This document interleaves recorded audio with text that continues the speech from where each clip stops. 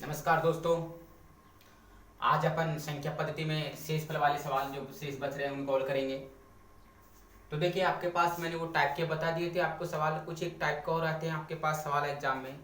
मान लीजिए अपन से बोलता है कि किसी संख्या को, कोई संख्या है मान लो 256 है, उसमें 13 भाग देने पर कितना शेषफल बचता है आपके पास। जैसे सवाल बताता हूँ मैं आपको। सवाल लेते हैं अपन पहला। सवाल कहता है कि किसी संख्या को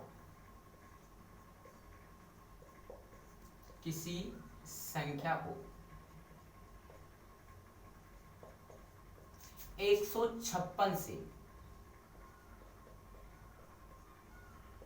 भाग देने पर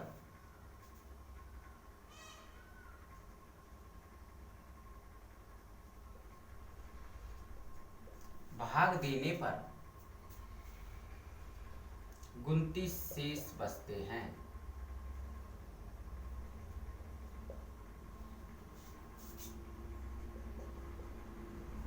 उसी संख्या को 13 से भाग देने पर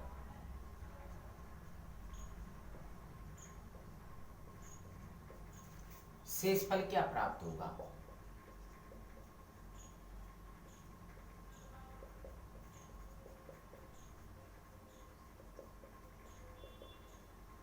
देखिए, किसी संख्या को 156 से भाग देने पर 29 शेष बचते हैं। उसी संख्या को 13 से भाग देने पर शेषफल क्या प्राप्त होगा।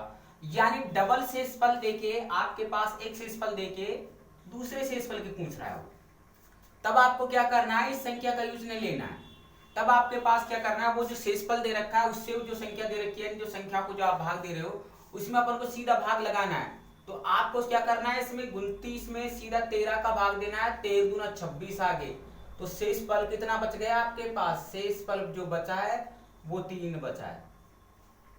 ठीक है, 13 दूना 26, तो 3 शेषफल बचा है। ध्यान रखना है ऐसे सवालों में डबल एक शेषफल देके दूसरे शेषफल की बात करें आपके पास, तो आपके पास इस फॉर्मूले का यूज करोगे आप। जो दे रखा है शेषफल उसको उस संख्या को रख दोगे, भाग दे देंगे उसका, तो जो शेषफल बचेगा वो आंसर रहेगा आपके पास। ठीक है, यहां समझ बैठ कर देखो। छोटे सवाल बताऊंगा लेकिन एक सवाल से आप 10 सवाल हल करोगे, ये मैं गारंटी देता हूं आपको। ठीक है, यहां तक समझ बैठ गया होगा। चलिए एक सवाल और ले लेते हैं अपन कि एक संख्या को 136 से भाग देने पर, एक संख्या को 136 से भाग देने पर शेषफल कितने बचते हैं आपके पास। 36 बचते हैं सर। ठीक है, उसी संख्या को 17 से भाग देने पर शेषफल क्या प्राप्त होगा। तो मैंने बताया वही सवाल है, शेषफल देके शेषफल की पूछ रहा है। तो आपके पास क्या तरीका लगा दोगे, वही 36 में किसका 17 का भाग, तो 17 दूना 34, कितने बच गए 2 शेषफल। तो इसका आंसर क्या निकल के आया आपके पास, 2 आया है सर। अपन को उस संख्या से मतलब नहीं है। एक शेषफल देके दूसरी संख्या की पूछे, दूसरा शेषफल की पूछे, तो आपको ये भाग देना है और भाग देने के बाद जो शेषफल बचता है वही रखोगे आप। यहां तक समझ बैठ गया होगा। चलिए नेक्स्ट देखते हैं। अच्छा, अब आपके पास क्या आता है, भाजक और भाज्य। भाजक और भाग, चलिए देखते हैं। इसके सवाल लेते हैं अपन।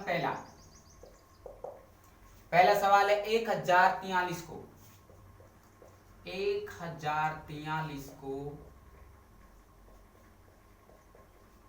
किसी संख्या से, मैं बता चुका हूं भाज्य भाजक भागफल शेषफल, मैं आपको ये बता चुका हूं पिछले वीडियो में। किसी संख्या से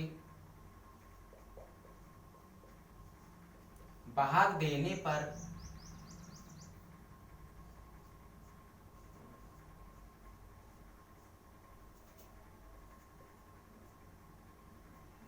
भागफल 11 तथा शेषफल 20 प्राप्त होता है।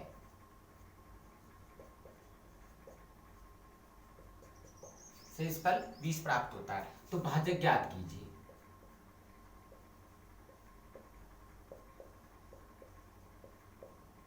तो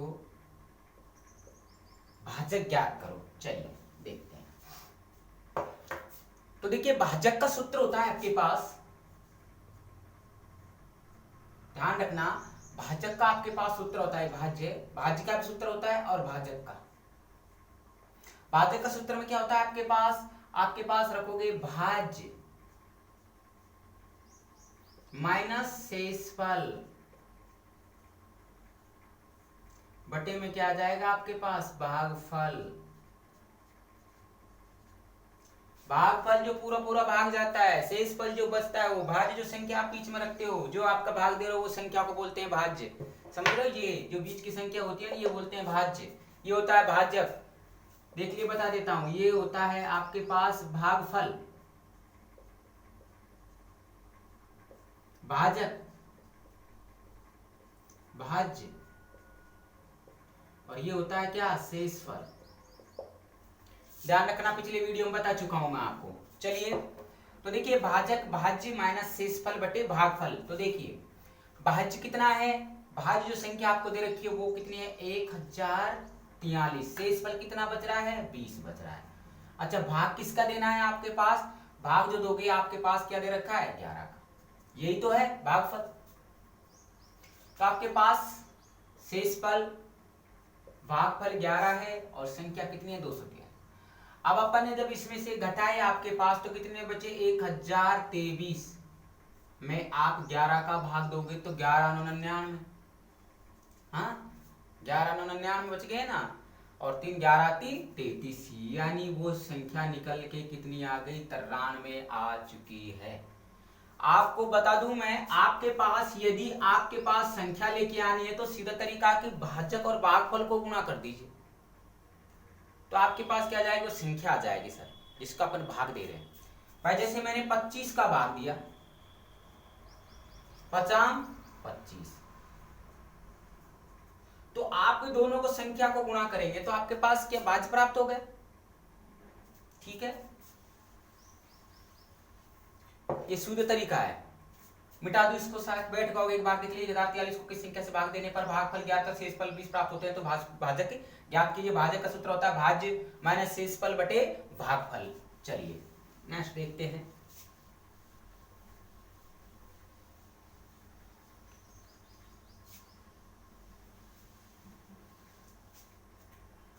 भाग की एक क्रिया में, भाग की एक क्रिया में भागफल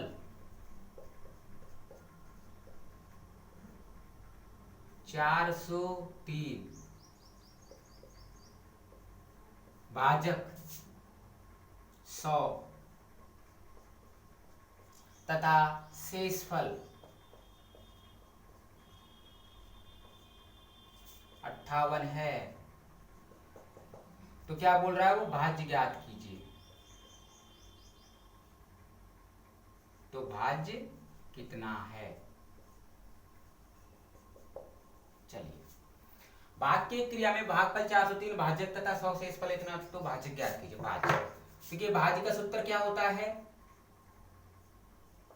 भाज्य का सूत्र आपको लिखा है नहीं तो देख लीजिए, भाजक गुणा भागफल। अभी बताया था ना मैंने आपको, अभी मैंने बताया था कि भाजक और भागफल को, और फिर उसमें क्या जोड़ दो, शेषफल और जोड़ दो सर, बस जो आ रहा है। तो आपके पास क्या हो जाएगी, अभी मैंने बताया था आपके पास तो संख्या प्राप्त हो जाएगी। मैंने कहा था आपसे कि ये संख्या तो क्या है, भाज्य है, ये क्या है, भाजक है, ये क्या है, शेषफल है, सॉरी भागफल है, और ये क्या है, शेषफल। अभी मैंने आपको बताया था, कि आपके पास कोई संख्या जिसका भाग दे रहा है उसको प्राप्त करने के लिए क्या करना पड़ेगा, दोनों को गुणा करना पड़ेगा और इसको जोड़ना पड़ेगा, तो वो संख्या प्राप्त हो जाती है। चलिए अपन देखते हैं आपके पास इसमें कौन सी संख्या है, भाजक कितना है, 100 है, भागफल कितना है, भागफल 403 है, शेषफल कितना बोल रहा है, शेषफल 58 बोल रहा है। अपन ने जोड़ा इसको, 403 के डबल 0 लगा दिया और प्लस 58 जोड़ दिया, तो आपके आंसर जो निकल के आया वो कितना आ गया, 40,358। ठीक है, बैठ गया होगा समझ। दो सूत्र है, वेरी मोस्ट है एग्जाम की दृष्टि से, किसी भाग की एक क्रिया में भागफल 403 भाजक 100 तथा शेषफल 58 तो भाज्य ज्ञात कीजिए। तो अपन ने सूत्र से निकाला तो आपके पास 1358 आंसर आया है। समझ रहा है, ये सूत्र लग रहा है, लगेगा सर आपके पास इसमें। ठीक है यहां तक। चलिए नेक्स्ट देखते हैं।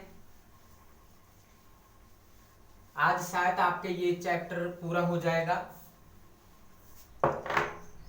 एक सवाल और आता है, देखिए इसमें सवाल पहला है, हालांकि इसके कई सूत्र हैं, लेकिन ये सवाल एग्जाम की दृष्टि से मोस्ट है, काफी बार पूछा गया है ये एग्जाम में, और शायद लगता है कि आपके आगामी एग्जाम में पूछ सकता है रेलवे, या आप किसी की भी एग्जाम दो, क्योंकि ये फॉर्मूले से होगा सर, सूत्र से होगा। 956 गुणा 956,